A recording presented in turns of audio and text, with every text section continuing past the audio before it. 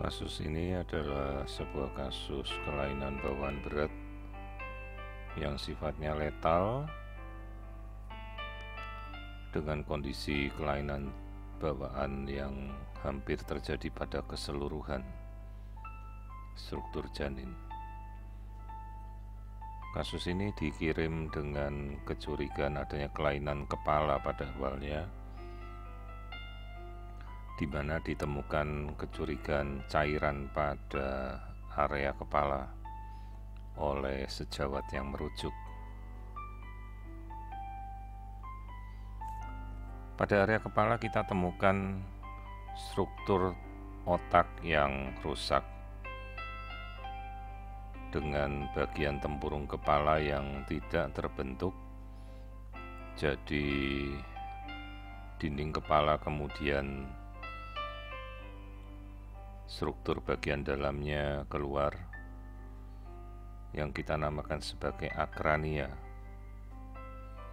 Hanya masih ada selaput dari selubung otak yang mencegah otak itu tidak keluar dari rongga yang tempurung kepalanya tidak terbentuk ini. Jadi ini adalah bagian otak yang menonjol keluar dari tempurung kepala yang tidak utuh menutup, yang kita namakan sebagai akrania. Sementara bagian dalam dari struktur otak ini, jaringan otaknya rusak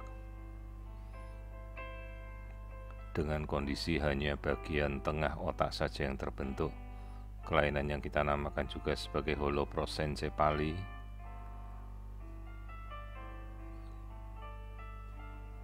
disertai tempurung kepala yang tidak menutup seluruhnya.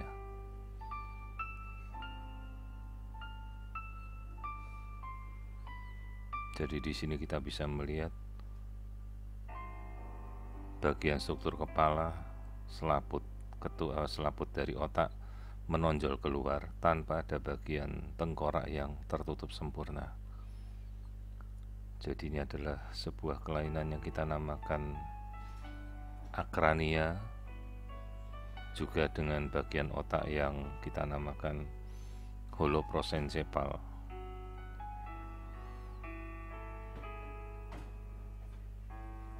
Saat kita melihat kelainan-kelainan seperti ini, kemudian kita harus melakukan pemeriksaan seutuhnya pada janin, sehingga kita bisa mengetahui secara pasti kelainan apakah yang terjadi pada tubuh janin.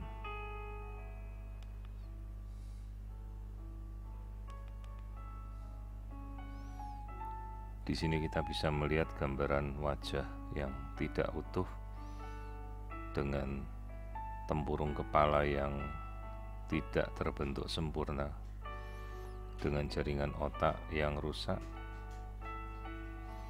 Ini kehamilan yang masih sangat awal, sekitar 14 minggu.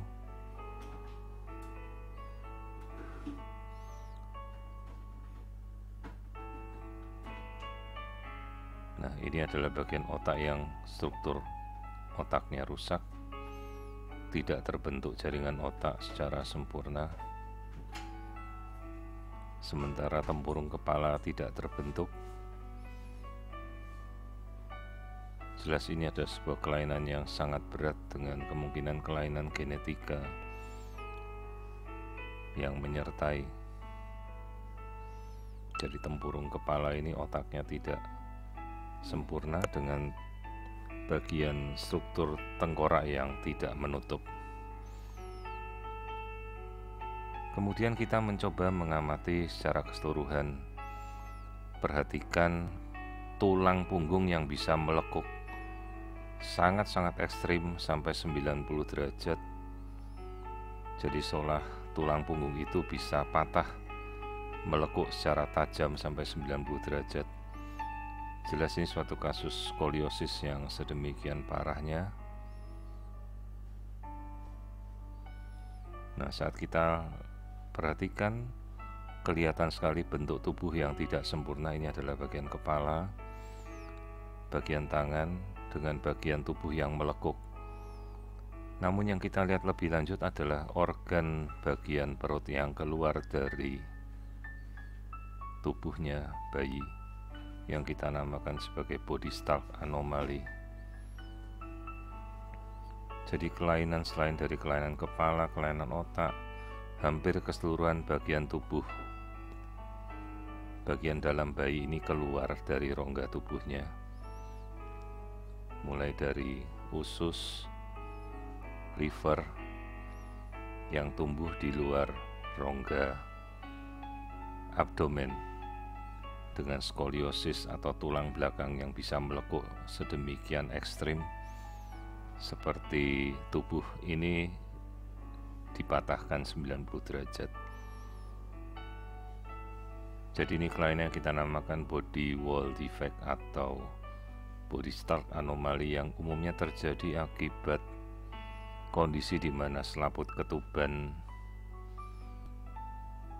robek pada awal-awal kehamilan sehingga bisa melilit pada tubuh bayi, mengakibatkan kondisi bayi yang teramputasi, bengkok, dan